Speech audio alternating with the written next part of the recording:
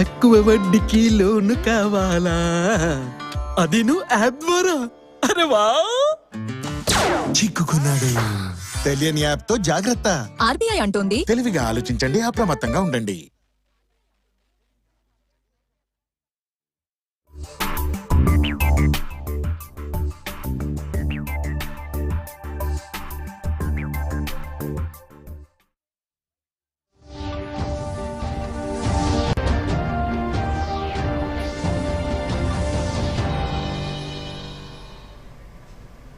నమస్కారం, దూరదర్శన్ వార్తలకు స్వాగతం. నేను సందీప్. ముందుగా వార్తల్లోని ముఖ్యాంశాలు.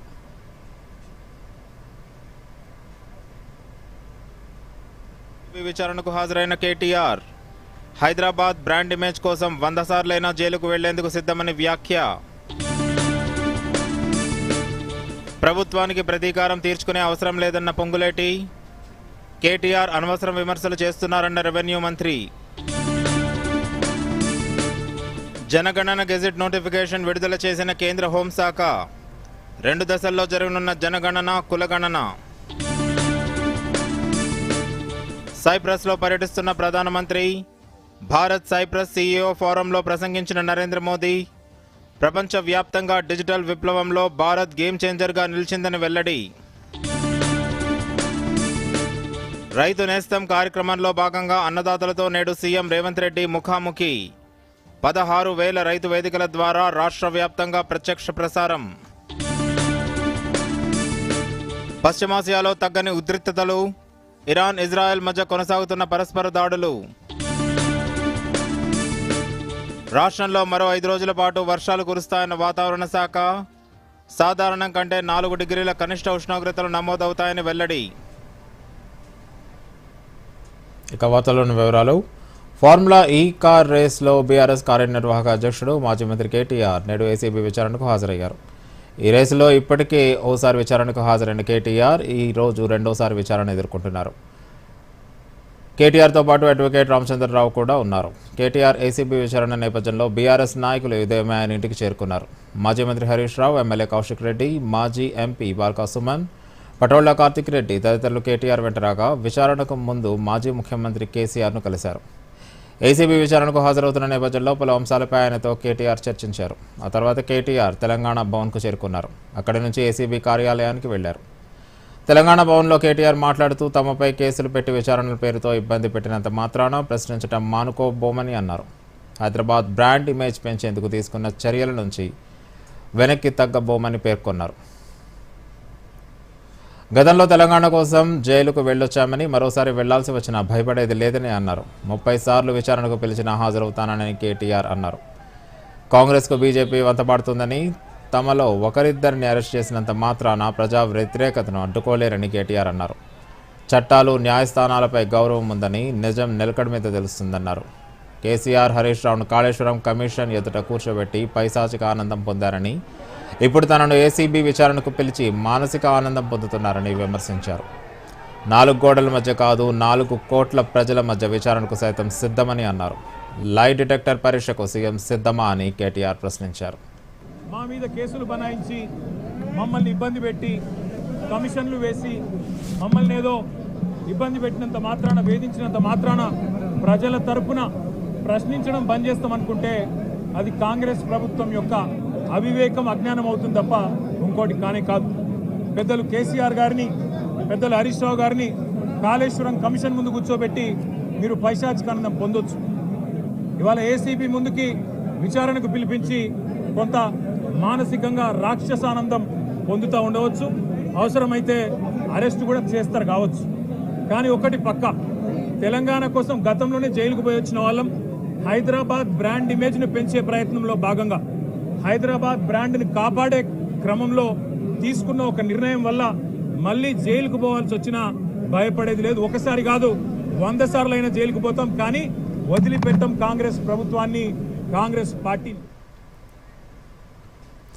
మాజీ మంత్రి కేటీఆర్ ఏసీబీ విచారణకు హాజరవడంపై మంత్రి పొంగులేటి శ్రీనివాసరెడ్డి స్పందించారు. కేటీఆర్ విమర్శలను ఆయన ఖండించారు. ఏసీబీ విచారణలో ప్రభుత్వ ప్రమేయం ఉండదని స్పష్టం చేశారు. ప్రభుత్వానికి కక్ష సాధింపు ఉద్దేశం లేదన్నారు. విచారణ తర్వాత ఏసీబీ ఇచ్చే నివేదికల ప్రకారమే ఫార్ములా ఈ కార్ రేస్ కేసులో చర్యలు ఉంటాయని మంత్రి పొంగులేటి శ్రీనివాసరెడ్డి పేర్కొన్నారు.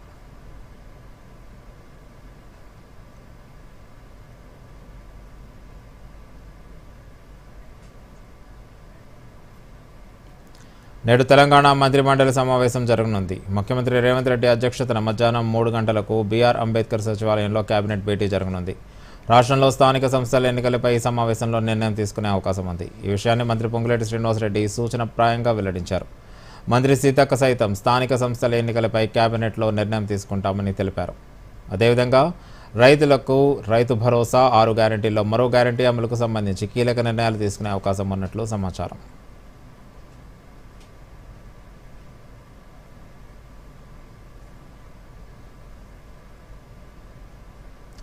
తెలంగాణ ప్రభుత్వంలో పశుసంవర్ధక, పాడి పరిశ్రమాభివృద్ధి, క్రీడలు, యువజన సర్వీసుల శాఖ మంత్రిగా నియమితులైన వాకిటి శ్రీహరి బాధ్యతలు స్వీకరించారు.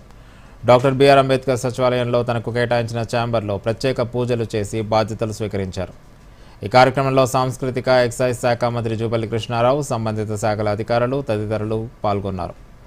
బాధ్యతలు చేపట్టిన వాకిటి శ్రీహరికి మంత్రి జూపల్లితో పాటు పలువురు నేతలు, అధికారులు శుభాకాంక్షలు తెలిపారు.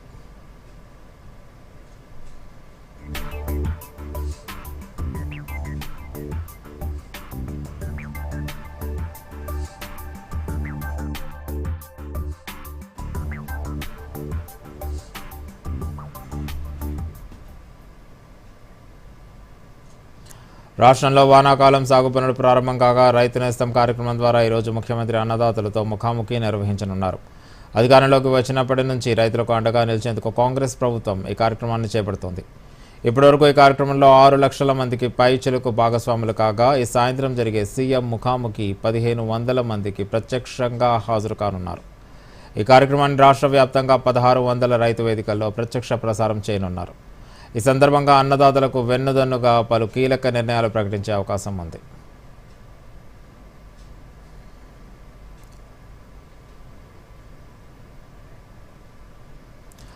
ఫోన్ ట్యాపింగ్ కేసులో సాక్షిగా టీపీసీసీ చీఫ్ మహేష్ కుమార్ గౌడ్ వాంగ్మూలం సిట్ నమోదు చేయనుంది.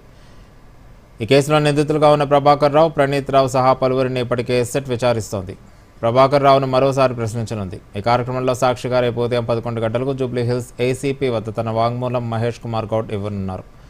నవంబర్ 2023 ఎన్నికల సమయంలో టీపీసీసీ వర్కింగ్ ప్రెసిడెంట్గా ఉన్న మహేష్ కుమార్ గౌడ్ ఫోనును అప్పటి ప్రభుత్వం ట్యాపింగ్ చేసిందని ఆరోపణలు ఉన్నాయి.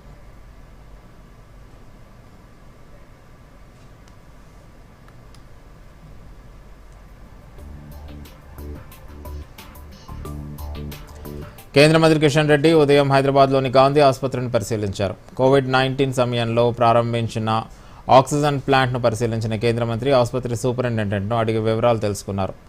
ఆసుపత్రి ఆవరణను స్వయంగా పరిశీలించిన కేంద్ర మంత్రి డ్రైన్ వ్యవస్థ మెరుగుపరచాలని అధికారులకు సూచించారు. హాస్పిటల్లో వైద్య సిబ్బంది కొరత, ఆయుష్మాన్ భారత్ వైద్య సిబ్బంది వివరాలు తెలుసుకున్నారు. ఈ సందర్భంగా రోగులతో మాట్లాడి వైద్య సేవలు ఎలా అందుతున్నాయని అడిగి తెలుసుకున్నారు.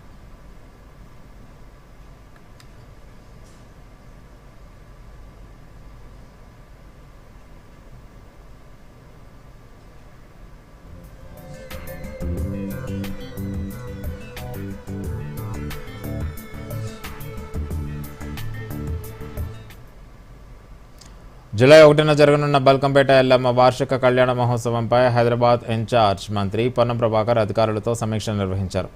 ఈ సమావేశంలో జీహెచ్ఎంసీ మేయర్ గద్వాల విజయలక్ష్మి, రాజ్యసభ సభ్యులు అనిల్ కుమార్ యాదవ్, ఎమ్మెల్యే తలసాని శ్రీనివాస్ యాదవ్, కలెక్టర్ హరిచందనతో పాటు పలు విభాగాలకు చెందిన అధికారులు పాల్గొన్నారు. ఎల్లమ్మ అమ్మవారి కళ్యాణం సందర్భంగా భక్తుల కోసం చేయాల్సిన ఏర్పాట్లు, భద్రత, బ్యారికేడ్లు, క్యూ లైన్లు, మంచినీటి వసతి ఇలా అన్నీ సక్రమంగా ఉండేలా చూసుకోవాలని అధికారులను మంత్రి ఆదేశించారు. గత ఏడాది తలెత్తిన సమస్యలను గుర్తించి వాటిని పునరావృతం కాకుండా చేసుకోవాలని సూచించారు.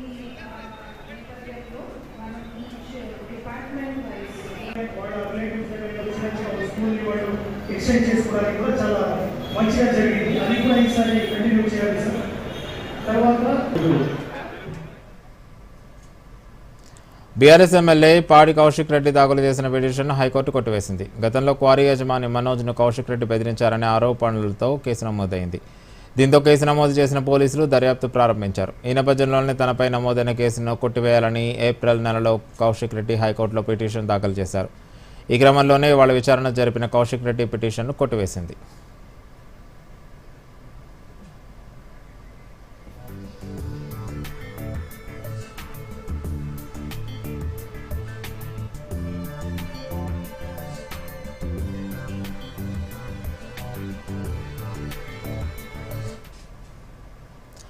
అర్హులైన వారికి ప్రభుత్వ పథకాలు అందించడమే తన లక్ష్యమని రాష్ట్ర ఎస్సీ ఎస్టీ మైనారిటీ శాఖ మంత్రి అడ్లూరి లక్ష్మణ్ కుమార్ అన్నారు. బీఆర్ఎస్ హయాంలో రాష్ట్రంలో రాజరిక పాలన సాగిందని, కాంగ్రెస్ అధికారంలోకి వచ్చిన తర్వాత ప్రజాపాలన ప్రారంభమైందని అన్నారు. ఈ ఉదయం మంత్రి వేములవాడ రాజన్న ఆలయాన్ని దర్శించుకున్నారు. ఈ సందర్భంగా ఆలయ అర్చకులు మంత్రికి స్వాగతం పలికి దర్శన అనంతరం స్వామివారి తీర్థ ప్రసాదాలు అందించారు. మంత్రి వెంట ప్రభుత్వ విప్ ఆది శ్రీనివాస్, కలెక్టర్ సందీప్ కుమార్ ఝా ఉన్నారు. ఈ సందర్భంగా మంత్రి అడ్లూరి లక్ష్మణ్ మాట్లాడుతూ మిగులు రాష్ట్రంగా ఉన్న తెలంగాణను బీఆర్ఎస్ అప్పుల పాలు చేయగా ఎన్నికల ముందు ఇచ్చిన హామీ మేరకు మహిళలకు ఉచిత బస్సు ప్రయాణం, 200 యూనిట్ల ఉచిత విద్యుత్, అర్హులకు ఇందిరమ్మ ఇళ్లు, నిరుద్యోగులకు యువతకు ఉద్యోగ అవకాశాలు కల్పిస్తున్నట్లు చెప్పారు. రైతులకు ఏకకాలంలో రుణమాఫీ చేసిన ఘనత కాంగ్రెస్ ప్రభుత్వానిదేనని అన్నారు. ఎస్సీ వర్గీకరణతో దశాబ్దాల కాల సాకారమైందని అన్నారు.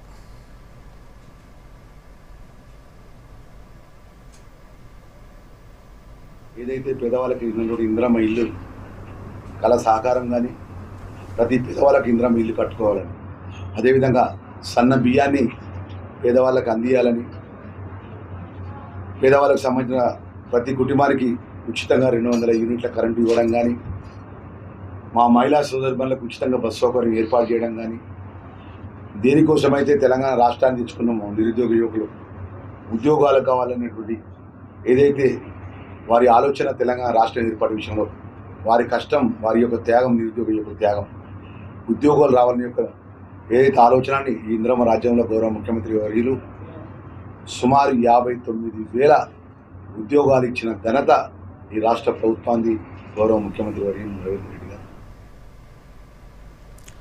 రాష్ట్ర ప్రభుత్వం ఉపాధి శిక్షణ శాఖతో కలిసి కేంద్ర శిక్షణ అభివృద్ధి శాఖ ఈరోజు హైదరాబాద్లో మెగా జాబ్ స్కిల్ లోన్ మేళాను ప్రారంభించింది.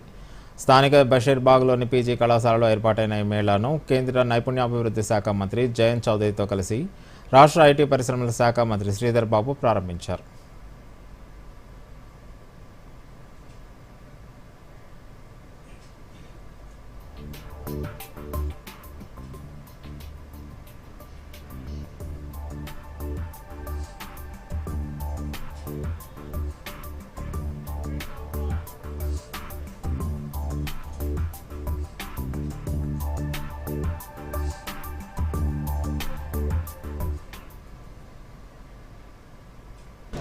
मेगा कौशल विकास और लोन का मेला आयोजित हुआ। उसमें कम से कम हमारे पीएम नैम नेशनल अप्रेंटिसशिप स्कीम का जो मेला होता है उसके 60 इंडस्ट्री के प्रतिनिधि आए हैं। 3500 की जो यहाँ पे जॉब अपॉर्चुनिटीज़ हैं उस पीएम नैम मेले से एड्रेस होंगी और साथ साथ यहाँ मेंटरिंग, बैंक के प्रतिनिधि हैं, कैसे उद्यमी लोन ले सकता है, क्या यहाँ इंडस्ट्री की आवश्यकताएँ हैं, किस तरह के कौशल विकास की संभावना है, सारी जानकारी उपलब्ध की जाएगी।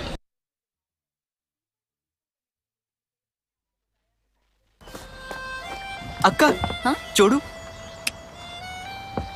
హ్యాపీ బర్త్డే రా. చూపించు. నా ఫేవరెట్ కలర్. ఎప్పుడు షాపింగే. నాకు తెలుసమ్మా, ఖర్చు పెట్టే వయసు ఇదే మరి, రైట్? సేవింగ్ కి కూడా ఇదే వయసు. నాకు తెలుసు నాన్న.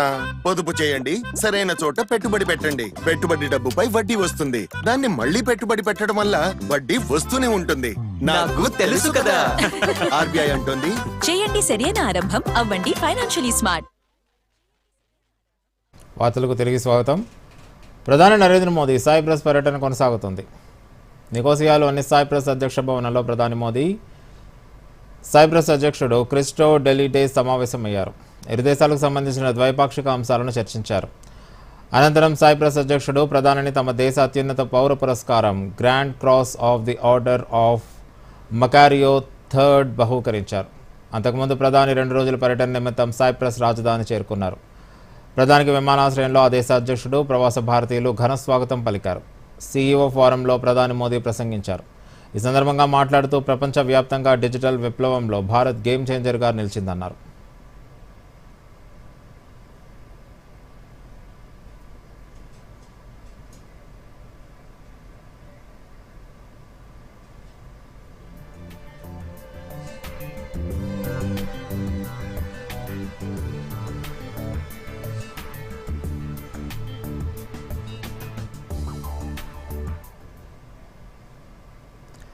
గత 11 ఏళ్లలో దేశంలో ఎన్డీఆర్ఎఫ్, ఎస్డీఆర్ఎఫ్ల బలం 3 పెరిగిందని కేంద్ర హోంశాఖ మంత్రి అమిత్ షా అన్నారు. దేశవ్యాప్తంగా ప్రమాదాల సమయంలో సత్వర న్యాయం అందించగల సురక్షితులైన 1,00,000 మంది వాలంటీర్లను సిద్ధం చేస్తున్నామని చెప్పారు. ఈరోజు ఢిల్లీ విజ్ఞాన్ భవన్లో జరిగిన ఎన్డీఆర్ఎఫ్ వార్షిక సమావేశంలో కేంద్ర హోంమంత్రి పాల్గొన్నారు. ఈ సందర్భంగా అమిత్ షా మాట్లాడుతూ ప్రమాద సమయాల్లో తక్షణమే స్పందించే బృందాలను మరింత బలోపేతం చేసేందుకు కేంద్ర ప్రభుత్వం కృషి చేస్తుందని అన్నారు. ప్రకృతి విపత్తులు, అగ్ని ప్రమాదాలు, రోడ్డు ప్రమాదాలు, ఇతరత్రా విపత్తుల సమయంలో ప్రాణ నష్టం వాటిల్లకుండా చూసుకోవడమే లక్ష్యంగా ప్రభుత్వం చర్యలు చేపడుతుందని అన్నారు. భవిష్యత్తును దృష్టిలో పెట్టుకుని ప్రకృతిని సంరక్షిస్తేనే విపత్తుల నుంచి బయటపడగలమని అన్నారు.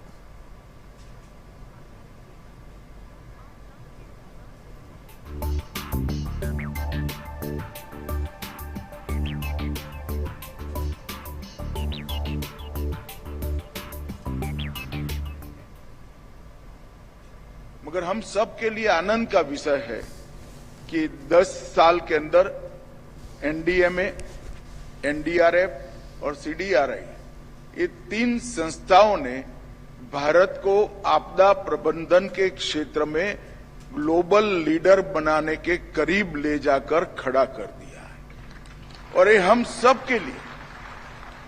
और एनडीआरएफ की मैं बात करता हूं तब मेरे ही विभाग के तहत काम करने वाला संगठन है, मगर मैं बेझिझक होकर कह सकता हूं कि पूरे देश में एनडीआरएफ ने अपनी एक छवि बनाई है, ख्याति भी अर्जित की है और सम्मान भी प्राप्त किया है. దేశంలో జనగణన గెజెట్ నోటిఫికేషన్ విడుదలైంది. కేంద్ర హోంశాఖ విడుదల చేసింది.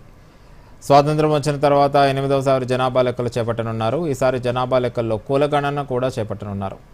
34 లక్షల మంది ఎన్యూమరేటర్లు, సూపర్వైజర్లు, 1.3 లక్షల మంది ఇతర సిబ్బందితో డిజిటల్ పద్ధతిలో జనాభాను లెక్కించనున్నారు. సెన్సస్ను 2 దశల్లో నిర్వహిస్తారు. మొదటి దశలో గృహాల జాబితా, ప్రతి ఇంటి నివాస పరిస్థితులు, ఆస్తుల వివరాలు సేకరిస్తారు. రెండవ దశలో ప్రతి ఇంటిలో కుటుంబ సభ్యుల వివరాలు, సామాజిక, ఆర్థిక, సాంస్కృతిక ఇతర వివరాలను సేకరిస్తారు.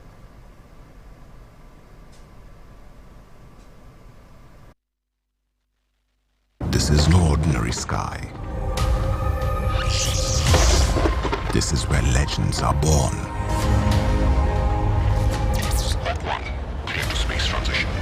Roger. Engaging heat. In the vast expanse above, the Indian Air Force reigns. Unseen, unstoppable, unmatched.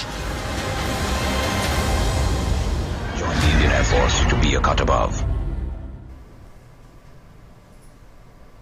వార్తలకు తిరిగి స్వాగతం. ఆరోగ్య జీవనానికి సంజీవని యోగా. యోగా నిత్య జీవనంలో భాగమైతే ఉత్సాహవంతమైన, పరిపూర్ణమైన ఆరోగ్యం లభిస్తుంది. అయితే ప్రస్తుతం మారుతున్న జీవనశైలి అలవాట్ల పట్ల వ్యాధులకు గురవుతున్నారు. ఈ నేపథ్యంలో యోగా సాధన అత్యంత అవసరంగా మారింది. అంతర్జాతీయ యోగా దినోత్సవం జూన్ 21 సందర్భంగా దూరదర్శన్ యాదగిరి యోగక్షేమం పేరిట ప్రత్యేక సిరీస్ ప్రారంభించింది. యోగా ప్రాముఖ్యతపై దూరదర్శన్ యాదగిరి ప్రత్యేక కథనం ఇప్పుడు చూద్దాం.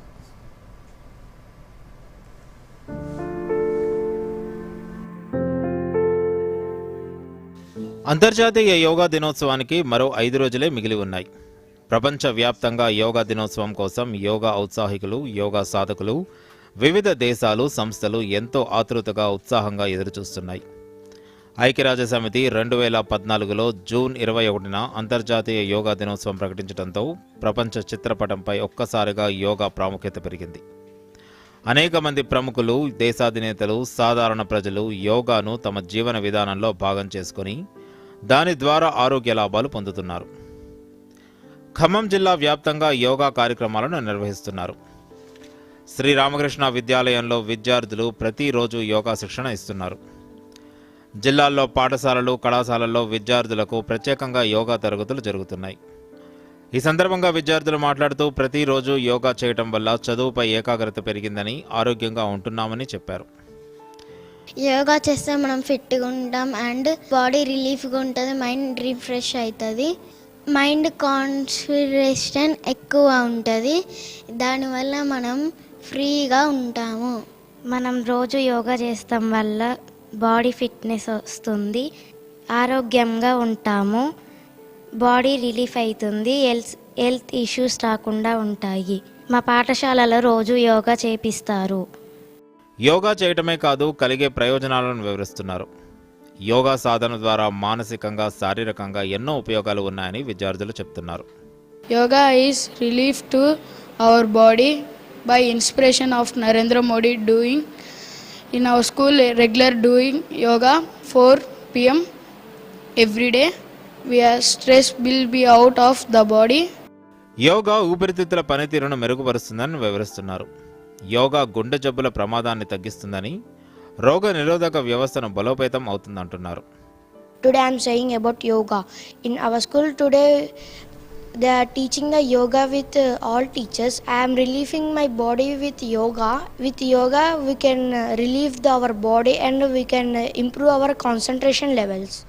Bureau report, Doordarshan news.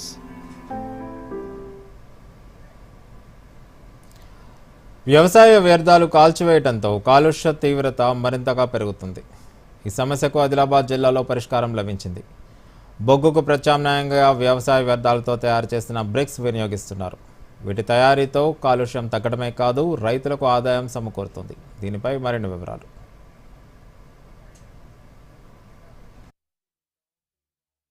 Adilabad జిల్లాలో అత్యధిక విస్తీర్ణంలో సాగయ్యే పంట పత్తి. రైతులు పండించిన పత్తి మేలు రకం కావడంతో మంచి డిమాండ్ కూడా ఉంది. అయితే పత్తి కోత తర్వాత పొలంలో మిగిలిన పత్తి కట్టెను తొలగించడం రైతులకు ఓ సమస్యగా మారింది. దీంతో పత్తి కట్టెను కుప్పలుగా పోసి తగులబెడుతున్నారు. దీంతో వాతావరణ కాలుష్యానికి ఇది కూడా ఓ కారణమవుతుంది. అయితే ఈ సమస్యకు ఇటీవలే పరిష్కారం లభించింది.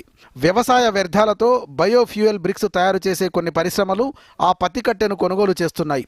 దీంతో ఎందుకు పనికిరాదనుకునే పత్తి కట్టె ఇప్పుడు జిల్లాలోని కొందరు రైతులకు ఆదాయ వనరుగా మారింది.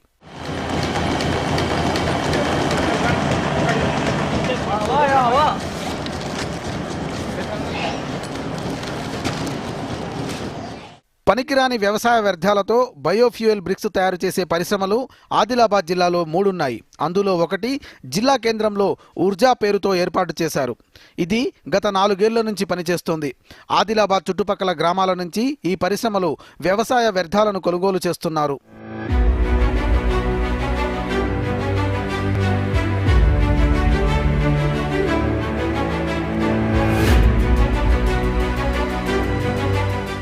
ఎకరానికి ఇట్లా 200-300 ఇచ్చి పనవుతారు. వాళ్ళు వాళ్ళేం చేసుకుంటారు, మనకు షేర్ సఫాయి అవుతుంది ఇక్కడ. ఎందుకంటే అడవి ఆకలేదు కదా సార్, మనకి ఇక్కడ పని చేస్తాం, కూలీలు కూడా దొరకరు. ఒకనాడు రోజు వాళ్ళ దానికి లబ్బర్ పెట్టాలి, పెట్రోల్ డీజిల్ అవి కూడా కాలు పెట్టాలంటే కూడా రైతుకు మస్తు కష్టాలే సార్ ఇక్కడ.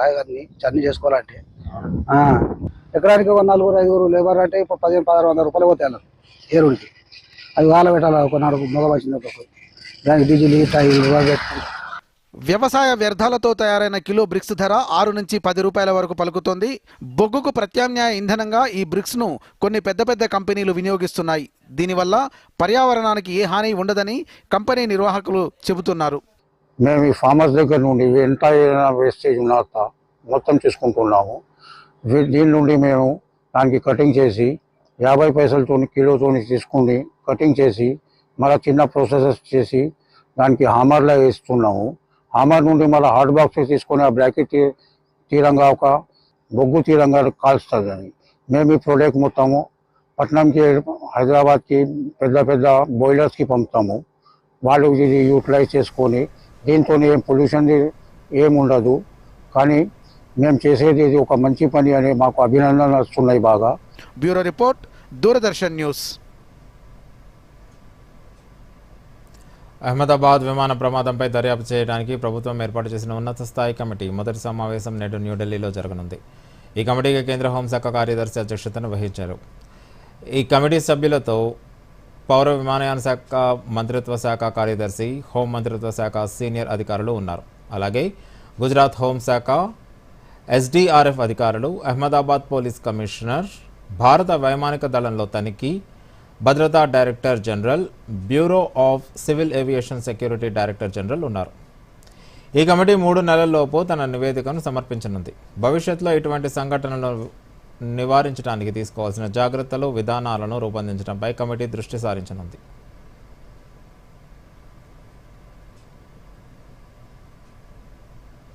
గుజరాత్ మాజీ సీఎం విజయ్ రూపానీ అంత్యక్రియలు నేడు జరగనున్నాయి. అహ్మదాబాద్ విమాన ప్రమాదంలో మృతి చెందిన మాజీ ముఖ్యమంత్రి భౌతిక కాయాన్ని DNA ఆధారంగా గుర్తించి కుటుంబ సభ్యులకు అప్పగించారు.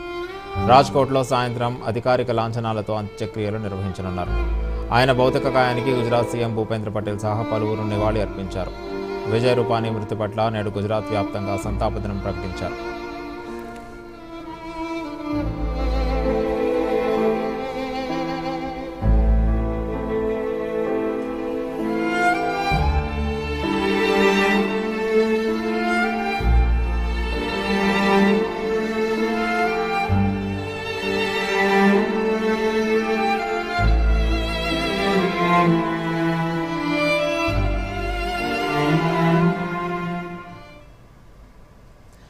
ఇరాన్ రాజధాని టెహ్రాన్పై ఇజ్రాయెల్ దాడులు కొనసాగిస్తోంది. సైనిక స్థావరాలు, చమురు క్షేత్రాల లక్ష్యంగా తీవ్ర స్థాయిలో విరుచుకుపడుతుంది. ఇరాన్ వ్యాప్తంగా దాదాపు 250 లక్ష్యాలపై దాడులు చేసినట్లు ఇజ్రాయెల్ సైన్యం ప్రకటించింది. ఇప్పటివరకు జరిగిన దాడుల్లో 406 మంది ఇరాన్ పౌరులు మృతి చెందారని, 654 మందికి పైగా గాయాల పాలయ్యారని వాషింగ్టన్కు చెందిన మానవ హక్కుల సంస్థ పేర్కొంది. టెహ్రాన్లో 2 చమురు డిపోలు మంటల్లో చిక్కుకున్నాయి. ప్రపంచంలోనే అతిపెద్ద చమురు క్షేత్రమైన సౌత్ పార్స్ పైన దాడి జరిగింది. ఇరాన్ ఆయుధ తయారీ కర్మాగారాల సమీపంలో నివసించే పౌరులు వెంటనే ఆ ప్రదేశాలను ఖాళీ చేయాలని ఎక్స్లో IDF పేర్కొంది. ఇజ్రాయెల్ దాడుల్లో ఇరాన్ అణు స్థావరాలు తీవ్రంగా దెబ్బతిన్నాయని అంతర్జాతీయ అణుశక్తి సంస్థ ధృవీకరించింది. మరోవైపు యుద్ధాన్ని ఆపేందుకు తీవ్ర స్థాయిలో కసరత్తు జరుగుతుందని అమెరికా అధ్యక్షుడు డొనాల్డ్ ట్రంప్ పేర్కొన్నారు. 2 దేశాలు దాడులు, ప్రతిదాడులు ఆపి శాంతి ఒప్పందానికి రావాలని సూచించారు. ఇజ్రాయెల్, ఇరాన్ల మధ్య ఉద్రిక్త పరిస్థితులు నెలకొంటున్న వేళ అక్కడున్న మన పౌరుల భద్రతపై ఆందోళనలు వ్యక్తమవుతున్నాయి. ఈ క్రమంలో ఇజ్రాయెల్లోని భారతీయ రాయబార కార్యాలయం మరోసారి స్పందించింది. ఇక్కడ భారతీయులందరూ సురక్షితమేనని, స్థానిక పరిస్థితులను ఎప్పటికప్పుడు పర్యవేక్షిస్తున్నామని తెలిపింది. భారత పౌరుల భద్రతే తమకు ప్రథమ ప్రాధాన్యమని స్పష్టం చేసింది. వారికి అవసరమైన సాయం అందించేందుకు 24 గంటల హెల్ప్ లైన్ ఏర్పాటు చేయడంతో పాటు అన్ని చర్యలు తీసుకుంటున్నామని పేర్కొంది. దేశీయ స్టాక్ మార్కెట్ సూచీలు ఈ వారం లాభాలతో ప్రారంభమయ్యాయి. ఉదయం నిఫ్టీ 71 పాయింట్లు పెరిగి 24,790 వద్ద, సెన్సెక్స్ 213 పాయింట్లు పెరిగి 81,332 వద్ద ట్రేడ్ అయ్యాయి. RBI రేట్ల కోత వంటివి దేశీయ మదుపర్లలో ఉత్సాహాన్ని నింపాయి. డాలర్తో పోలిస్తే రూపాయి మారకం విలువ స్వల్పంగా నష్టపోయి 86.18 వద్ద కొనసాగుతోంది. తెలంగాణలో మరో 5 రోజుల పాటు వర్షాలు కురుస్తాయని వాతావరణ శాఖ తెలిపింది. ఉరుములు, మెరుపులు, ఈదురుగాలులతో కూడిన వానలు పడతాయని వెల్లడించింది. ఆదిలాబాద్, కొమరం భీం, మంచిర్యాల, పెద్దపల్లి, ములుగు, ఖమ్మం, వరంగల్ సహా పలు జిల్లాలకు ఎల్లో అలర్ట్ జారీ చేసింది. ప్రస్తుతం రాష్ట్రంలో సాధారణ ఉష్ణోగ్రతతో పోలిస్తే సగటున 4 డిగ్రీల సెల్సియస్ తక్కువగా ఉష్ణోగ్రతలు నమోదవుతాయని వాతావరణ శాఖ అధికారులు పేర్కొన్నారు. వార్తలు ముగించే ముందు ముఖ్యాంశాలు మరోసారి. ఫార్ములా ఈ కార్ రేసులో మరోసారి ఏసీబీ విచారణకు హాజరైన కేటీఆర్. హైదరాబాద్ బ్రాండ్ ఇమేజ్ కోసం 100 సార్లైనా జైలుకు వెళ్లేందుకు సిద్ధమని వ్యాఖ్య. ప్రభుత్వానికి ప్రతీకారం తీర్చుకునే అవసరం లేదన్న పొంగులేటి. కేటీఆర్ అనవసరం విమర్శలు చేస్తున్నారన్న రెవెన్యూ మంత్రి. జనగణన గెజెట్ నోటిఫికేషన్ విడుదల చేసిన కేంద్ర హోంశాఖ. 2 దశల్లో జరగనున్న జనగణన, కులగణన. సైప్రస్లో పర్యటిస్తున్న ప్రధానమంత్రి. భారత్ సైప్రస్ CEO ఫోరంలో ప్రసంగించిన నరేంద్ర మోదీ. ప్రపంచవ్యాప్తంగా డిజిటల్ విప్లవంలో భారత్ గేమ్ చేంజర్గా నిలిచిందని వెల్లడి. రైతు నేస్తం కార్యక్రమంలో భాగంగా అన్నదాతలతో నేడు సీఎం రేవంత్ రెడ్డి ముఖాముఖి. 16,000 రైతు వేదికల ద్వారా రాష్ట్ర వ్యాప్తంగా ప్రత్యక్ష ప్రసారం. పశ్చిమాసియాలో తగ్గని ఉద్రిక్తతలు. ఇరాన్, ఇజ్రాయెల్ మధ్య కొనసాగుతున్న పరస్పర దాడులు. రాష్ట్రంలో మరో 5 రోజుల పాటు వర్షాలు కురుస్తాయన్న వాతావరణ శాఖ. సాధారణం కంటే 4 డిగ్రీల కనిష్ట ఉష్ణోగ్రతలు నమోదవుతాయని వెల్లడి. దూరదర్శన్ యాదగిరి వార్తలను ఇప్పుడు సోషల్ మీడియాలో కూడా చూడొచ్చు. యూట్యూబ్ అయితే డిడి న్యూస్ తెలంగాణ, ఎక్స్ వేదికగా అయితే DD news Telangana @DD Yadagiri news, Facebook అయితే డిడి న్యూస్ తెలంగాణలో చూసి సబ్స్క్రైబ్ చేసి లైక్ చేయండి, షేర్ చేయండి.